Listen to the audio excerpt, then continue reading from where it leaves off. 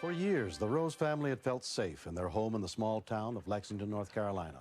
But all that changed on the morning of December 22nd, 1992, when 13-year-old Crystal and her younger sister Randy were alone in the house.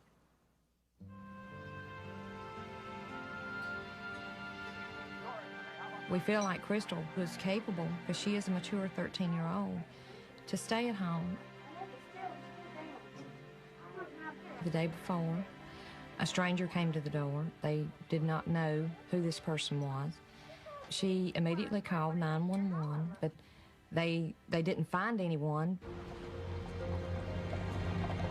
If we had any inkling that someone would come back the second time, we would never have left them here.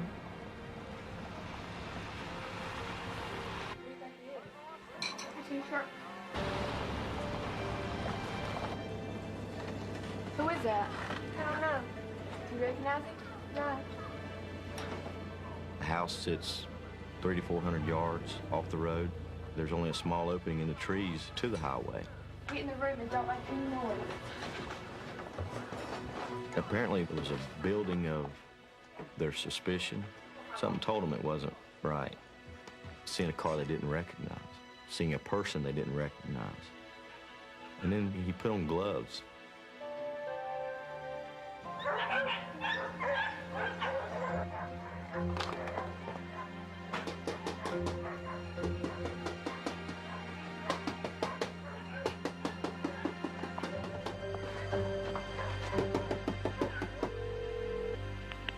Davidson County 911 Sheriff Fire Medical. Can you send the sheriff to my house, please? What's the problem? We got somebody at my door. Okay, this is where we were at yesterday. Yeah. Davidson County Dispatcher Steve Lee took the call. Yesterday didn't turn out to be anything, and my first thought was, well, you know, it's going to be the same thing. Is it the same person? But you have to treat everything like it's real. Okay, are you there by yourself? When we continue. I've heard people being beat up on telephone. I've heard people having heart attacks on telephone. But just to lose them completely was scary.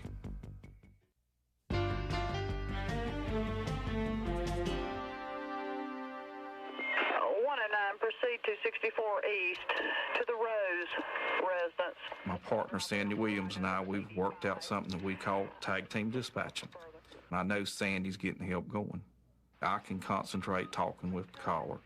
Okay, is he still at the door now? Yes, he keeps knocking. Okay, what type of car is he in? I can't tell. I'm in my room right now. Can you hurry, please? Okay, there, stay on the line with me. Can you tell what type of car he's in or anything? No, Can you tell me what he looks like? He's got brown blonde hair.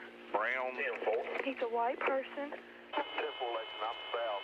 My closest car was down south, was nowhere close to the area. But I had a civil unit close to the residence. Cedar Lodge traffic.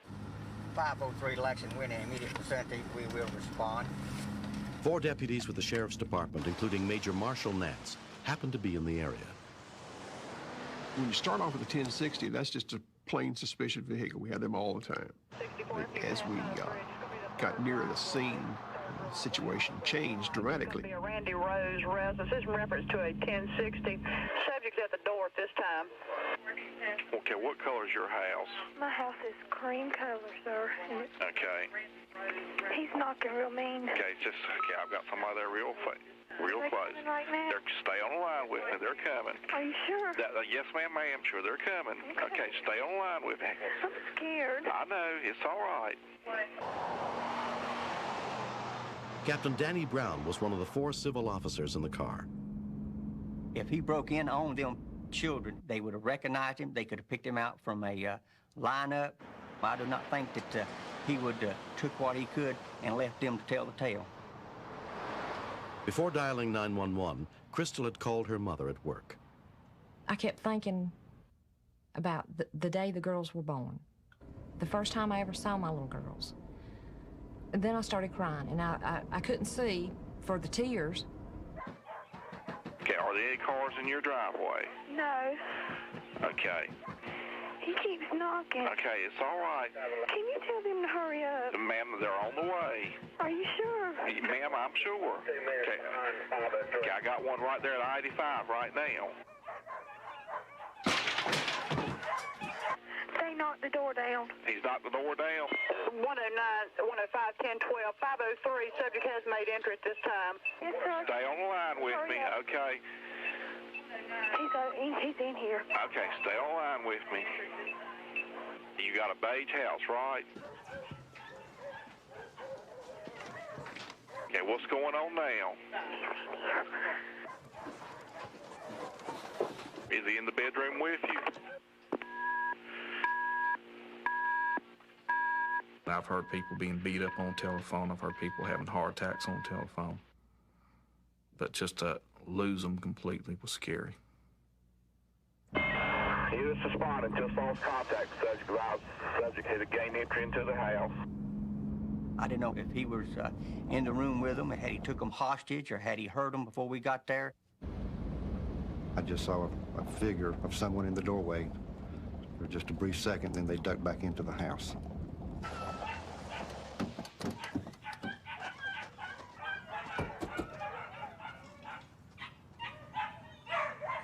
You don't know what's going through the mind of the individual doing the break-in. Is he there to steal jewelry? Is he there to rape someone? Is he there to murder someone? Help us, we're in here. Sheriff Department, come out with your hands up. Sheriff Department! Sheriff Department! Where is he? He's downstairs and he's got my daddy's gun. You girls all right? Yeah, we got me. No, stay up here. Stay up here. Sergeant Danny Smith headed around the back. Hold it. Turn around, face the wall. Put your hands up on the wall. At that particular moment, it kind of shocked me to see someone with a suit coming out. He said he was a salesman, but I don't know what he was selling. Apparently he's a career criminal. He had got out of prison in May. Detective Jody Schoaf was the investigating officer. Had it not been for the quick response of the girls using the phone and calling for help and the deputies being close by, could have had 2 victims instead of 2 heroes.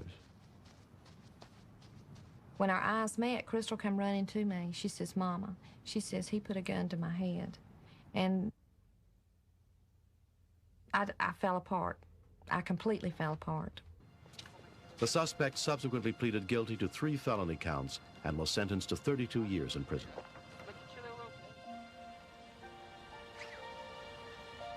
6 months have passed, but the painful memories of that day still linger.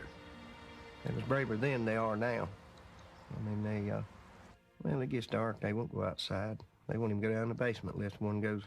There's got to be 2 of them. I don't believe they'll ever get over all of it. They'll remember it. But I hope they can get where they can sleep in their own bed. Whoa here. Later on, she says, Mom, I was shaking so bad, I couldn't get to the gun. I said, Crystal, don't worry about it. You done the right thing. You done the right thing. I'm glad she didn't load the gun, because he could have taken it from her. He could have used it on her. It's changed my view of people having their guns on display. These crimes move at a rapid pace. The military and the police are the only ones I'm aware of that are trained to handle a firearm in a defensive manner under those stress conditions.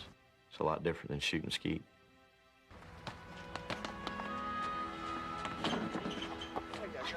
I was scared when he held my gun in my head because I really wasn't sure if it was loaded or not. I think she's smart for what she did.